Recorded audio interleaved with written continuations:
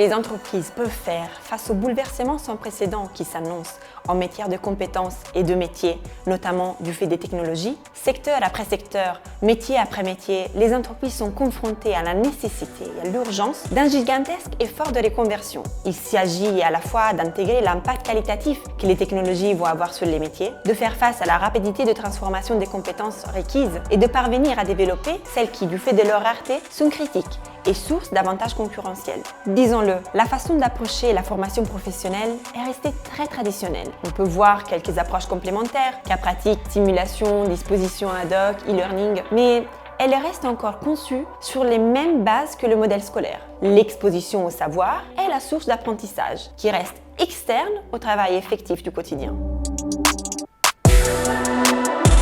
La vraie rupture serait d'apprendre en faisant. Avec cette approche, le travail lui-même est repensé et réorganisé comme activité apprenante. L'entreprise ouvre à engager ses collaborateurs dans des situations professionnelles où ils vont se développer. La formation classique est déplacée vers l'apprentissage au sein de l'activité, enrichie par la mise à disposition des ressources. Allant de la digitalisation de notre monde, il est temps de reconsidérer le concept d'entreprise apprenante. L'entreprise doit définir 3 points. Le premier, comment développer les compétences au cœur des situations de travail. L'entreprise aura de plus en plus les moyens de doter la situation de travail d'informations propices au processus d'apprentissage continu via les technologies. Ce point est clé puisque ce qui se passe dans l'activité elle-même est déterminant en termes d'engagement et donc d'efficacité d'apprentissage, de transfert réussi et d'intelligence des situations. Deuxièmement, comment organiser le travail en conséquence? Par exemple, l'accès en temps réel aux informations nouvelles, indispensables à l'activité, des ressources d'apprentissage avec des contenus variés et facilement accessibles, des réseaux apprenants et des apprentissages par les pairs, un accompagnement pédagogique personnalisé. Plus en général,